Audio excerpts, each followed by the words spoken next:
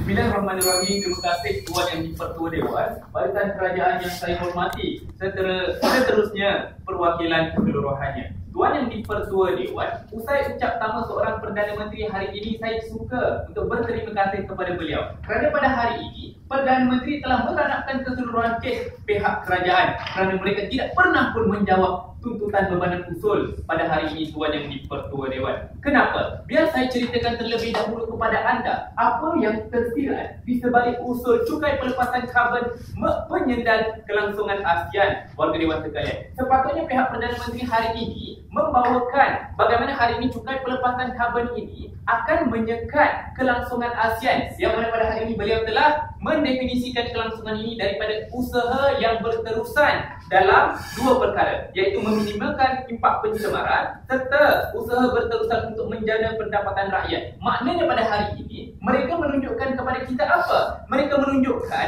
keadaan penyendal hari ini bila mana usaha cukai pelepasan ini akan menyekat usaha berterusan dalam meminimalkan impak pencemaran di ASEAN serta usaha berterusan untuk menjana pendapatan rakyat di ASEAN, warga Dewan sekalian. Itu pembawaan kes pihak kerajaan yang pada hari ini saya kira tidak menjawab bebanan usul. Sepatutnya mereka menunjukkan dengan adanya cukai pelepasan karbon ini, ianya akan menggugat keadaan ekonomi dan tidak akan membantu penjanaan ekonomi dan kelangsungan ASEAN, warga Dewan sekalian. Namun begitu, warga Dewan sekalian, disebabkan atas segala masalah yang dibawakan oleh Perdana Menteri hari ini, kami tetap akan berdepan dengan mereka. Kerana apa? Kerana pada hari ini kami faham bagaimana tuntutan usul yang sepatutnya kita bawakan. Di pihak pembangkang, kami nyatakan bahawa hari ini cukai pelepasan karbon tidak akan menyekat, bukan penyendal kepada kelangsungan ASEAN, warga Dewan sekalian. Bagaimana pada hari ini telah didefinisikan, melihatkan kepada cukai pelepasan karbon ini adalah satu bentuk matlamat untuk mengurangkan impak pencemaran serta menjana pendapatan ekonomi. Kami tiada masalah. Namun begitu, bila mana beliau menyatakan tentang keadaan penyendal,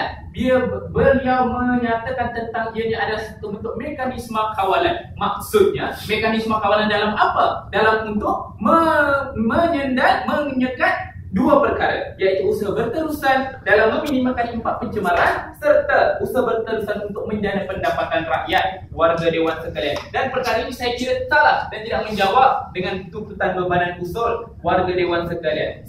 Secara keseluruhannya, apa yang cuba dibuktikan oleh pihak kerajaan hari ini sebenarnya berada di pihak kami. Malahan, kami juga akan menjawab tuntutan bebanan usul mereka yang mana ingin menuntut kepada kami menunjukkan kesan negatif pelepasan karbon pada hari ini. Kami akan menjawab tuntutan bebanan ini, warga Dewan sekalian. Sebelum saya teruskan dengan pembawaan pihak pembangkang, silakan Yang Berhormat. Yang Berhormat, hari ini adakah penyendal itu penyekat ataupun sesuatu yang disisipkan agar tidak goyah? Yang Berhormat, pada hari ini anda yang kata ianya adalah satu bentuk mekanisme kawalan. Dalam keadaan mekanisme kawalan ini, maksudnya anda mengawal usaha berterusan untuk mengurangkan impak minima pencemaran serta anda mengawal untuk menjana pendapatan rakyat. Adakah ini yang dikatakan sebagai keadaan tidak menyendal? Itu yang anda bawakan sebentar tadi, warga Dewan sekalian. Maka di pihak kami menyatakan bahawa ianya bukan penyendal kerana kami melihatkan sekalipun ada cukai pelepasan karbon ini, ia tidak akan menjadi mekanisme kawalan dan ia akan membantu kelangsungan ASEAN dari dua perkara ini, warga Dewan sekalian. Kerana apa? Kerana pada hari ini di sebalik kita menjaga alam sekitar, kita juga akan menjana pendapatan rakyat, warga Dewan sekalian. Maka kronologi penghujahan kami di pihak pembangkang, laku yang pertama, saya akan menafikan pembawaan pihak kerajaan pada hari ini. Yang kedua, ini akan bercerita dari aspek bagaimana kelangsungan hari ini akan menjadikan ASEAN ini bertambah maju, warga Dewan sekalian. Dan juga beliau akan menunjukkan kesan kepada alam sekitar dan juga ekonomi, warga Dewan sekalian. Baiklah, hujah saya yang pertama, saya akan menunjukkan bagaimana perbandingan modal relatif pelaksanaan cukai pelepasan karbon ini di negara-negara luar, warga Dewan sekalian. Sebagai contohnya,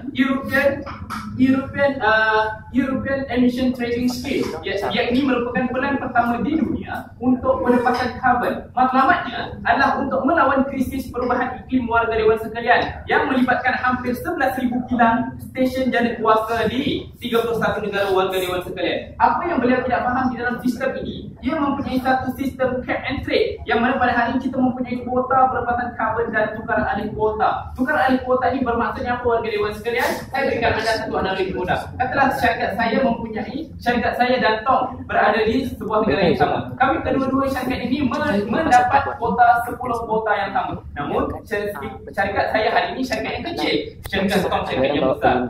Saya boleh menjual kuota yang saya ada kepada syarikat Wan Azizul kerana pada hari ini produktiviti beliau lebih besar, memerlukan lebih besar kuota untuk pelepasan karbon ini warga dewan sekalian. Seterusnya menjana pendapatan yang lebih besar warga dewan sekalian. Dan untuk pengetahuan anda juga, perkara ini telah diimplementasikan pada tahun 2005 lagi. Sudah 9 tahun warga dewan sekalian perkara ini berjalan. Dan akhirnya apa yang berlaku dalam pelaksanaan pelepasan karbon ini melalui sistem ini warga dewan sekalian. Berdasarkan laporan World Economic Progress Ranking, EU iaitu European Union masih lagi berada di tahap ranking yang pertama warga dewan sekalian. Lihat bagaimana pada hari ini sekalipun dengan adanya cukai pelepasan karbon, ianya tidak akan menyekat ataupun ianya tidak akan menjadi mekanisme kawalan kepada kita untuk menjaga pendapatan ekonomi rakyat hari ini warga dewan sekalian. Dan pada hari ini juga suka untuk saya ambil kenyataan daripada Profesor Madya Dr. Budi Risosudomo ini sendiri yang telah dinyatakan oleh Perdana Menteri hari ini. Bagaimana pada hari dengan adanya cukai pelepasan karbon ini, ia akan membantu dalam meningkatkan lagi ekonomi negara-negara ASEAN ini warga dewan sekalian. Sebagaimana yang telah beliau nyatakan dalam syarahan ekonomi berkenaan dengan kesan cukai karbon di ASEAN warga dewan sekalian. Lihat bagaimana pada hari ini dengan adanya cukai pelepasan karbon ini, ianya tidak akan menjadi mekanisme kawalan untuk kita menjana pendapatan ekonomi warga dewan sekalian. Dan yang kita tahu dengan adanya cukai pelepasan karbon ini, ianya akan membantu dalam meminimumkan pencemaran alam kita, terutamanya pencemaran udara, dan ianya juga bakal meningkatkan pendapatan ekonomi daripada pelaksanaan cukai pelepasan karbon ini tuan yang di-Pertua Dewan, sebagaimana yang telah saya tunjukkan di dalam hujah yang pertama berkaitan dengan European Union hari ini warga dewan sekalian. Maka dengan ini saya dan pihak pembangkang hari ini masih kekal percaya bahawa cukai pelepasan karbon bukan penyendal kelangsungan ASEAN atau regional, melihatkan kepada ianya bukan mekanisme kawalan dalam usaha berterusan kepada meminimumkan impak pencemaran serta menjaga pendapatan ekonomi warga dewan sekalian. Dengan ini mohon untuk terus membangkang. Terima kasih.